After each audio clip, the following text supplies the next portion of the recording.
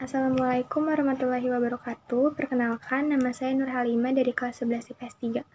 Saya akan menjelaskan materi tentang faktor pendorong dan faktor penghambat persatuan dan kesatuan bangsa dalam NKRI. Dan tujuan saya membuat video ini untuk mengedukasi para penonton dan untuk menjelaskan secara lebih dalam apa itu faktor penghambat dan faktor pendorong persatuan dan kesatuan bangsa dalam NKRI. Sebelum kita lanjut ke faktor pendorong dan faktor penghambatnya, kita harus mengetahui dulu apa itu makna dari persatuan dan kesatuan. Jadi di sini pertama ada pengertian persatuan dan kesatuan. NKRI merupakan negara persatuan, dalam arti sebagai negara yang warga negaranya erat bersatu, yang mengatasi segala paham perseorangan ataupun paham golongan, yang menjamin segala warga negara yang bersamaan di hadapan hukum dan pemerintahan tanpa terkecuali. Kedua itu ada landasan hukum persatuan dan kesatuan bangsa, yaitu terbagi menjadi dua. Yang pertama, landasan ideal, yaitu Pancasila, dan yang kedua, landasan konstitusional, yaitu pembukaan Undang-Undang Dasar 1945, alinea keempat, dan Pasal 1 Ayat 1 Undang-Undang Dasar 1945. Itu ada arti penting persatuan dan kesatuan. Yang pertama adalah arti penting bagi diri sendiri. Dan ada pepatah yang mengatakan, di mana bumi dipijak, di sana langit dijunjung. Dan yang kedua itu ada arti penting bagi masyarakat. Di antaranya itu, yang pertama, kehidupan masyarakat akan tentram dan damai apabila dalam masyarakat terwujud persatuan dan kesatuan. Yang keduanya, hilangnya konflik yang dapat memecah belah masyarakat. Dan yang ketiga, tumbuhnya sikap saling menghormati, bekerja sama, dan gotong royong. Yang terakhir atau ketiga itu arti penting bagi bangsa dan negara. Persatuan dan kesatuan bangsa Indonesia berarti persatuan bangsa yang mendiami wilayah Indonesia. Persatuan itu didorong untuk mencapai kehidupan yang bebas dalam wadah negara merdeka dan berdaulat. Yang keempat, itu beberapa prinsip yang terkait. Dibagi menjadi 5. Yang pertama itu prinsip Bhinneka Tunggal Ika. Yang kedua, prinsip nasionalisme Indonesia. Yang ketiga, prinsip kebebasan yang bertanggung jawab. Yang keempat, prinsip wawasan Nusantara. Dan yang kelima, prinsip persatuan pembangunan untuk mewujudkan cita-cita reformasi. Dan yang poin kedua, ada beberapa keunggulan NKRI yang harus kita pahami. 1. Makna NKRI. Dasar hukumnya yang A. Pancasila sila ketiga, yaitu Persatuan Indonesia. Yang B. Pembukaan Undang-Undang Dasar 1945 alinea keempat. Dan yang C. Pasal 1 Ayat 1 Undang-Undang Dasar 1945. Kedua, ada tujuan NKRI. Tujuan NKRI itu termuat dalam pembukaan Undang-Undang Dasar 1945 alinea keempat sebagai berikut. Pertama, melindungi segenap bangsa Indonesia dan seluruh tumpah darah Indonesia. Kedua, memajukan kesejahteraan umum. Ketiga, mencerdaskan kehidupan bangsa. Dan keempat, ikut melaksanakan ketertiban dunia yang berdasarkan kemerdekaan, perdamaian abadi, dan keadilan sosial. Ya, ada unsur-unsur NKRI.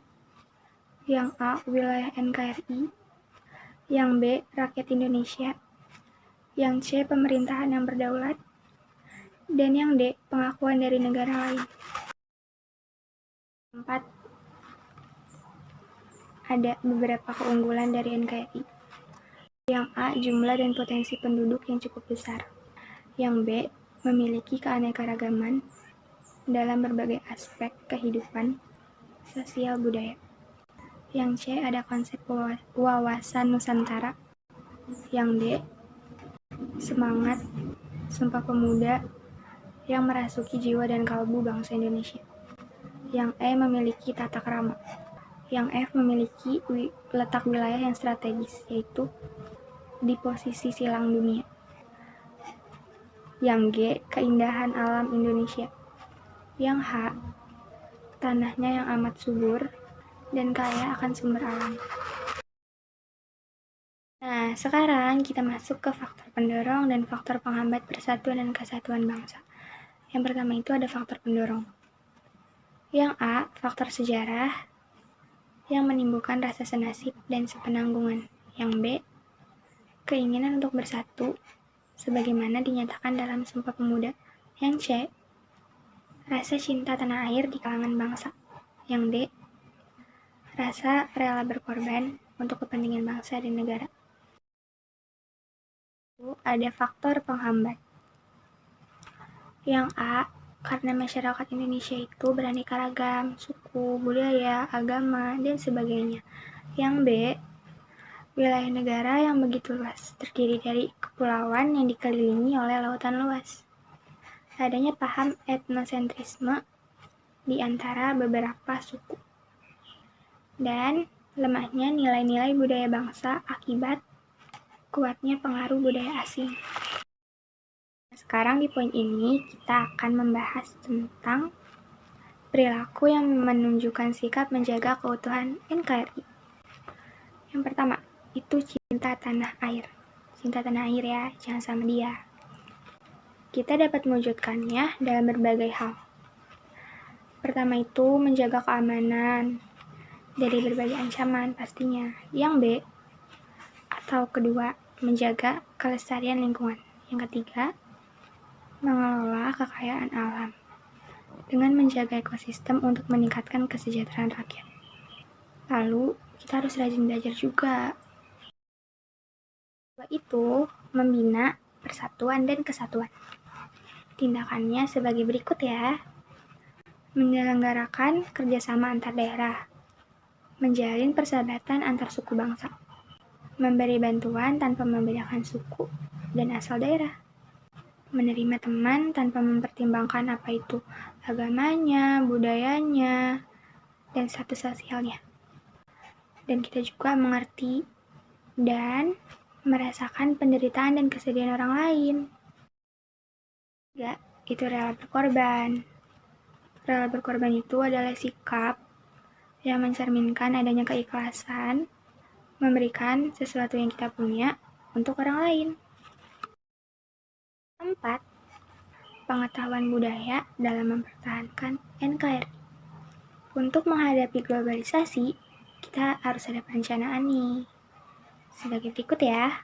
Pertama, kesediaan SDM. Yang kedua, itu kesiapan sosial dan budaya. Dan yang ketiga, kita juga harus mempersiapkan keamanan. Dan yang terakhir, itu kesiapan perekonomian masyarakat. Kita udah hampir masuk ke poin terakhir nih, poin kelima, yaitu sikap dan perilaku menjaga keutuhan NKRI. Pertama, menjaga wilayah dan kekayaan tanah air. Yang kedua, menciptakan ketahanan nasional. Yang ketiga, menghormati perbedaan suku, budaya, dan warna kulit. Yang keempat, mempertahankan persamaan dan kebersamaan. Yang kelima, memiliki semangat persatuan yang berwawasan Nusantara. Dan yang terakhir, harus menaati peraturan. Nah, jadi tadi itu poin-poin penting yang ada di bab 6. Nah, jadinya tuh udah selesai. Kurang lebihnya mohon maaf. Wassalamualaikum warahmatullahi wabarakatuh. Terima kasih ya udah menonton. Jangan lupa like, subscribe.